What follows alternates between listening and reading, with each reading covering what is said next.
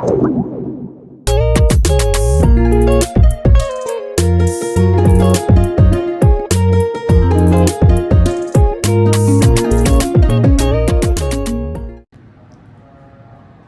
semuanya, kembali lagi bersama Korpri Milenial Kota Serang, konten bareng Korpri Milenial Kota Serang. Dan saat ini masih bersama dengan saya, Irma Sriani SPD, Duta Korpri Perwakilan Kota Serang 2024. Baik, pada podcast kali ini saya berkesempatan untuk berbincang dengan salah satu tokoh inspiratif dari Kota Serang, yaitu salah satu wanita pertama yang menjadi kepala dinas di lingkungan OPD Kota Serang. Saya sendiri saat ini berada di lingkungan kantor Bapeda Kota Serang, lebih khususnya berada pada ruang kerja dari Ibu Kepala Bapeda Kota Serang sekaligus Ketua Bidang Administrasi Keuangan Korpri Kota Serang, yaitu Ibu Ina Linawati SEAK MM. Mari langsung saja kita sapa beliau. Assalamualaikum warahmatullahi wabarakatuh, Ibu. Waalaikumsalam warahmatullahi wabarakatuh. Ya, apa kabar Ibu? Baik, Alhamdulillah. Ya, luar biasa Ibu, sangat begitu menginspirasi para kaum milenial Kota Serang, sehingga kita tergerak untuk mengenal lebih jauh, lebih dekat tentunya bersama dengan Ibu ya.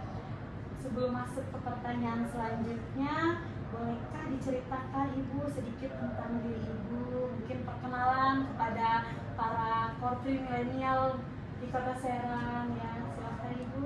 baik. Assalamualaikum warahmatullahi wabarakatuh. Waalaikumsalam warahmatullahi wabarakatuh. Saya Ina Linawati SHKM. Saat ini saya diberikan amanah menjabat sebagai Kepala Bapeda Kota Serang. Saya dilantik pada tanggal 1 Desember tahun 2020. Saya diberikan amanah oleh Allah dan kepercayaan oleh pimpinan.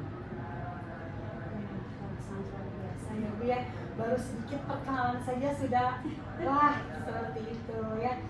Ibu kemudian latar belakang pendidikan apa nih yang mengawali perjalanan karir Ibu khususnya di dunia aparatur sipil negara ya, di pemerintahan gitu? Pendidikan S1 saya dari akuntansi. Saat itu saya menempuh pendidikan di Universitas Pajajaran. Kemudian S2 saya di Universitas Borobudur. Saat itu jurusan SDM Manajemen. Awal saya menjadi PNS angkatan pertama di Provinsi Banten tahun 2001. Saat itu saya bekerja di Biro Keuangan Provinsi Banten yang kebetulan memang di bidang akuntansi saat itu. Sesuai dengan bidangnya ya Ibu ya. Luar biasa. Kemudian Ibu, yang menjadi motivasi utama Ibu dalam mengawali karir itu apa sih? Ya, boleh berbagi. Ya, nah saya ada dua motivasi barangkali. Pertama adalah keinginan saya sebagai seorang perempuan yang ingin memiliki kemandirian secara ekonomi sebetulnya. Kemudian yang kedua adalah ingin memberikan sumbangsi karya, ide, pemikiran, dan gagasan untuk pembangunan tentunya. Khususnya di wilayah Kota Serang ya Bu ya. Kemudian Ibu, bagaimana cara Ibu menghadapi sebuah rintangan?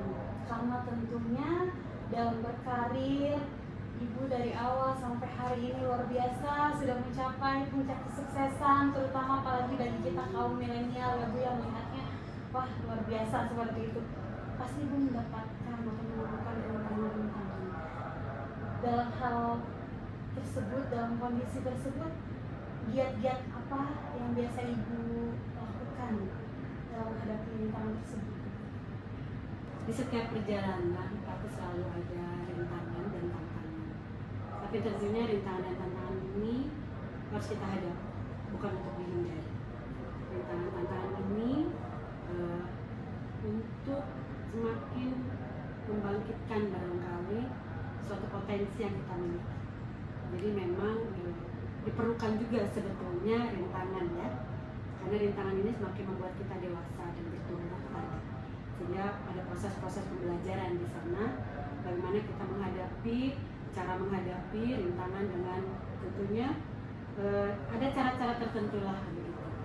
Setiap rintangan yang kita hadapi mungkin rintangan yang berbeda, tapi tentu kita harus punya cara juga yang berbeda untuk menghadapinya. Tapi bukan untuk dihindari, tapi untuk kita hadapi. Ya sekali ya Bu yang dihadapi. Kemudian Bu, dari rintangan-rintangan, apakah Ibu pernah mengalami sebuah kegagalan dalam proses tentunya ya Bu ya? Ya, apakah Ibu pernah mengalami sebuah kegagalan ya? Kegagalan itu merupakan suatu proses bagian dari proses pembelajaran. Jadi jika kita memiliki motivasi tinggi, kegagalan ini menjadi pendorong sebetulnya semakin tadi jadi motivasi kita untuk maju. Dan tentunya kegagalan ini kita harus manage begitu, tentunya dengan cara kita memandangnya dengan cara positif.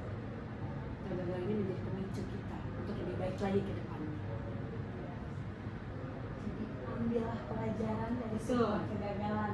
Ini proses bertumbuh sebetulnya, gitu ya. Semakin mendewasakan kita akan setiap apapun persoalan yang kita hadapi. Biasa. Kemudian Bu, bagaimana nih cara Ibu menjaga motivasi pada diri Ibu sendiri? Karena tentunya motivasi dan semangat itu naik turun ya Bu ya. Ya, dan ketika itu motivasi Ibu sedang lemah, kita sedang turun, bagaimana untuk menguatkannya kembali seperti itu? Mungkin giat-giatnya itu seperti apa? Baik, nah ini barangkali meningkatkan motivasi. Bagi saya keluarga adalah mood booster yang terbaik untuk meningkatkan motivasi.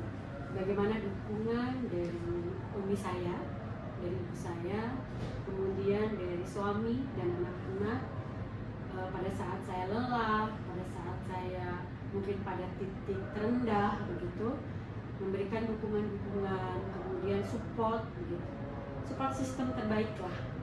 Saya akan kembali pada keluarga. Mungkin akan berbeda mood booster satu orang dan orang lain begitu ya. Tapi bagi saya keluarga adalah tempat kembali yang tempat kembali pada saat bukan hanya lelah sebetulnya, pada suka dan duka tadi, berbagi dengan keluarga. Mungkin mood booster saya adalah keluarga. Jadi mood boosternya adalah keluarga, karena selelah-lelahnya kita di luar, tempat pulang ternyaman kita adalah keluarga. Seperti itu ya Bu ya.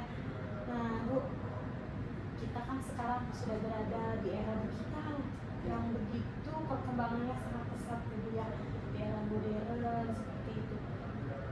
Kemudian Bu, bagaimana cara Ibu menghadapi sebuah tantangan baru, tentunya dengan posisi yang hari ini sedang Ibu jalankan tugasnya, pasti tentunya banyak perubahan-perubahan baru seperti itu Bu. Kemudian untuk menghadapi tantangan baru tersebut di setiap anak tangganya, bagaimana? Tantangan di setiap rumah tangga begitu ya, menemukan akar permasalahan. Jadi untuk menghadapi itu kita harus betul-betul tahu di mana akar permasalahannya, sehingga kita dapat mungkin akan ada treatment yang berbeda pada saat kita menghadapi tantangan. Kemudian yang kedua adalah pantang menyerah, itu sudah pasti. Pada saat setiap ada permasalahan begitu, kita harus terus maju, pantang menyerah, mencari solusi yang terbaik. Kita akan menciptakan beberapa alternatif solusi terbaik untuk tadi menghadapi setiap tantangan dan rintangan. Tentunya Ibu Ina Linawati yang saat ini sebagai Kepala Bapeda Kota Serang sekaligus Ketua Bidang Administrasi Keuangan Kontri Kota Serang pasti memiliki 1001 agenda kesibukan kegiatan ya Bu ya, yang tentunya luar biasa. Nah, cara Ibu mengatur waktu dan menjaga keseimbangan nih antara pekerjaan dan kehidupan pribadi kita di rumah itu seperti apa Bu? Ya, saya memang harus memisahkan, gitu ya, kehidupan pekerjaan kemudian dengan kehidupan pribadi saya dengan keluarga. Jadi memang saya punya quality time, walaupun tidak kuantitas begitu ya, tapi quality time. Di hari libur saya Sabtu dan Minggu jika tidak ada pekerjaan penting begitu, saya dengan keluarga. Tapi menurut saya kualitas itu lebih penting dari kuantitas.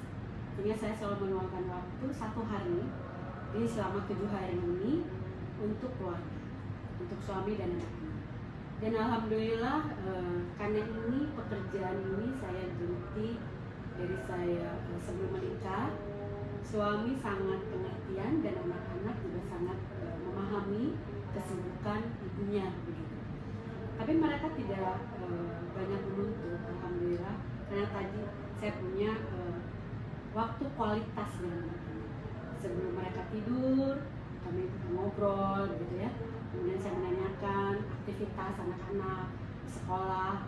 Kemudian dengan suami juga, kebetulan suami saya juga ASN di Provinsi Banten, sehingga mungkin kami banyak nyambung karena pekerjaan yang sama begitu ya, dengan tapi dengan kualitas lah begitu. Kami punya kualitas waktu saya dengan suami dan anak-anak di rumah.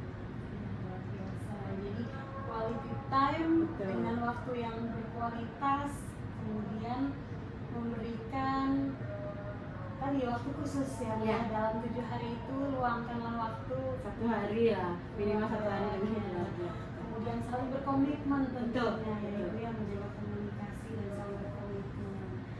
Nah, pertanyaan terakhir nih ya Bu, apa kunci kesuksesan menurut Ibu yang dapat dibagikan kepada kita semua, terutama untuk para korpri milenial di lingkungan Kota Serang ya? Baik, kuncinya barangkali pertama adalah disiplin dalam waktu, disiplin dalam menyelesaikan pekerjaan. ASN dituntut untuk bukan hanya ASN sebetulnya. Kalau kita bicara disiplin itu ya dalam berbagai segi kehidupan lah ya. Tapi menurut saya barangkali inilah yang membawa saya pada tangga saya detik hari ini. Kedisiplinan tadi itu kuat berakar di diri saya pribadi. Karena kebetulan almarhum ayah saya adalah TNI yang sudah menekankan kedisiplinan itu dari saya kecil. Jadi didikan inilah yang menguatkan saya dan sampai saya pada titik hari ini. Kemudian yang kedua, saya tidak pernah malu bertanya pada saya.